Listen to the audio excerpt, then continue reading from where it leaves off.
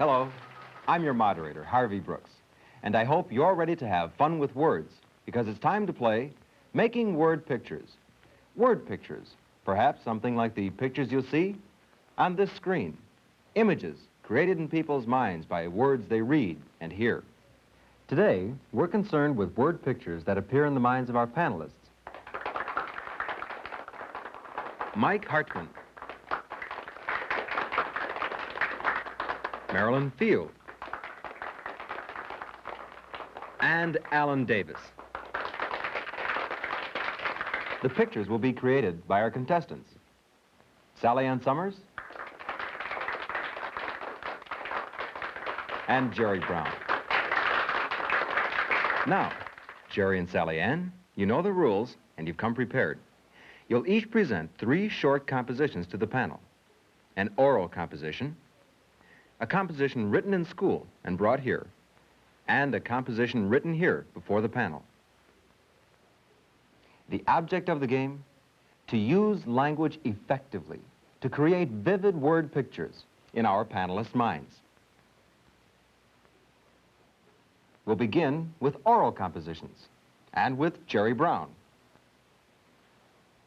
Jerry, if at least 2 out of 3 members of the panel think you're using language effectively to create vivid word pictures, you'll be rewarded with a... Otherwise, you'll get a... So go on, Jerry, with your oral composition. This composition is about my best friend. My best friend has curly red hair. She's pretty, but not in the usual way. She has a cute, funny look, and she's 10 years old. But that's not important. What matters most is how she likes boys and girls, and how she tries to help them. And when you look into her eyes, you see a warm look. That means she cares about you. Some very interesting word pictures in that composition, Jerry. Pictures of a cute, helpful, red-haired 10-year-old girl. Now, panel. Wait! I wasn't talking about a girl. I was talking about Princess, my Cocker Spaniel. Oh.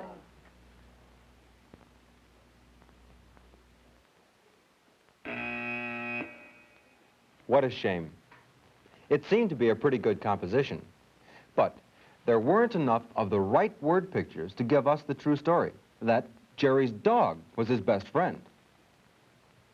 So, be sure you use the right word pictures to make your compositions clear and vivid. And now it's Sally Ann Summers' turn to present her oral composition. Sally Ann? I want to tell you about my room. My room has all the things that make me happy. There are my toys and books, and there are my clothes. And then there are my dolls. I collect foreign dolls. The one I like best is a French doll my Aunt Judy gave me. Sally Ann's oral composition. Panelists, what do you think? Well, don't be surprised, Sally Ann. Remember, the word pictures were supposed to be of your room. But the things you described didn't give us a picture of a room, but of what? Panelists? Just toys and books, clothes and dolls. We know there's more to your room than that. The trouble is, Sally Ann, you didn't give us an overall picture of the room. For example, is the room rather empty? Or is it crowded with your things? And are the walls painted? Or are they papered in some interesting pattern? But perhaps details were missed because these were oral compositions. Now for our next round, our contestants have brought compositions written in school.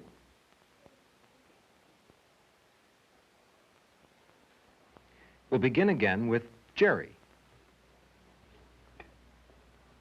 My dad is an auto mechanic, and last week I watched him work.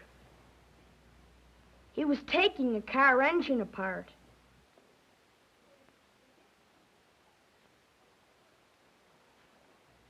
He turned hard on the wrench, and the bolt went snap. and out it came. Snap, snap. Bolt after bolt came out. Then he tapped on the engine with the hammer. Clank, clank, clank, clank. There was a cracking, sliding sound, and he lifted the top part off the engine. This was the head. It was dirty on the outside, but there was a design of lines and circles on the inside, where it fit the other parts of the engine. Jerry's composition about his father's work. Panelists? Good word pictures, Jerry.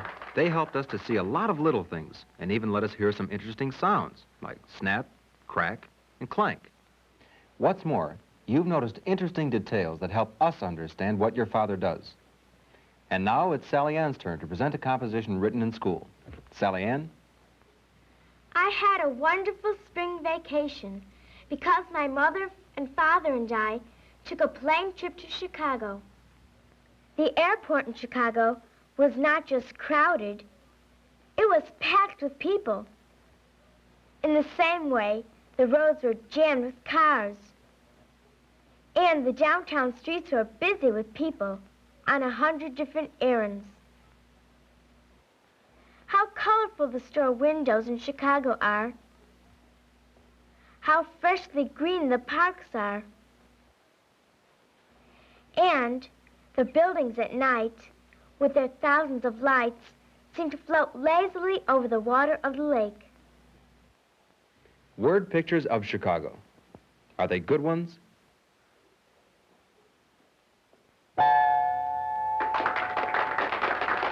They are, and I'd like to let our audience know why. First, Sally Ann used good verbs and adverbs. For example, when she told us how the buildings seemed to float lazily over the water. And she used an adjective, an adverb well, when she let us know the parks are freshly green. She used synonyms, describing the city as crowded, packed, jammed, and busy. And she used descriptive phrases, for example, to describe buildings with their thousands of lights. So, we have good word pictures from both Sally Ann and Jerry, and a good introduction to our final round, in which our contestants will write their compositions here before our panel.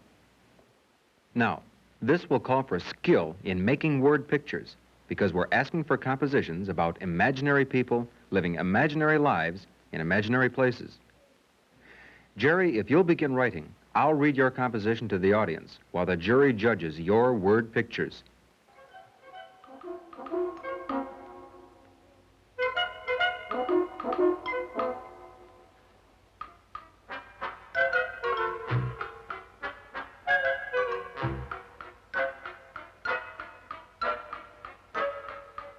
On a cold, dark planet, far from Earth, lives Grark.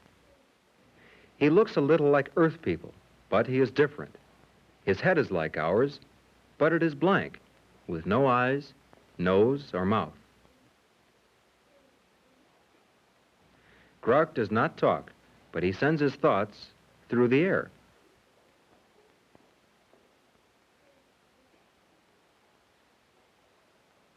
Crawling like a spider, he moves across the planet. Grark sends out thought waves to people like himself, but no one ever answers. The others are gone, and Grark is alone. We cannot hear his thought waves, but if we could, we would think they were very sad and lonely.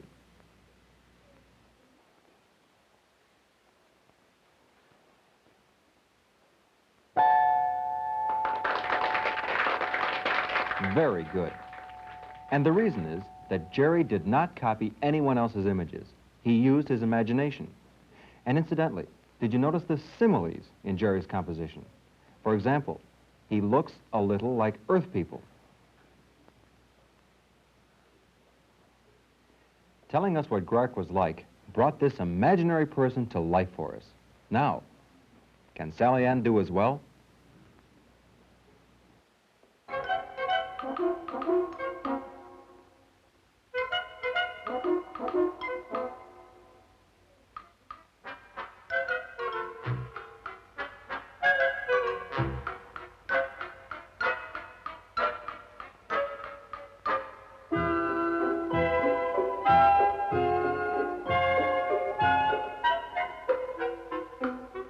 Laughing Deer was a little Indian girl. Her father, Great Bear, was a brave chief. One day, as Laughing Deer was playing, an arrow whizzed and flashed out of the trees. A strange warrior stood there, and, fast as a rabbit, Laughing Deer ran to tell her father. He talked to the other men. They knew it was the enemy tribe over the hill. That night, there was a war dance in the village. The huge fire leaped to the sky, and the warriors ran and jumped like angry demons.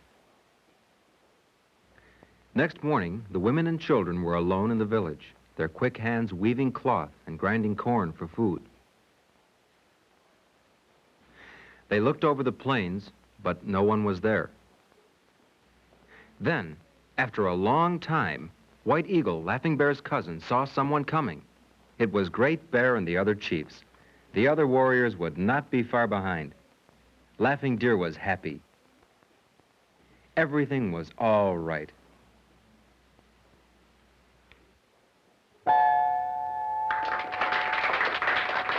Complete word pictures? Yes. Word pictures that told us something about sizes, colors, and sounds? Yes again.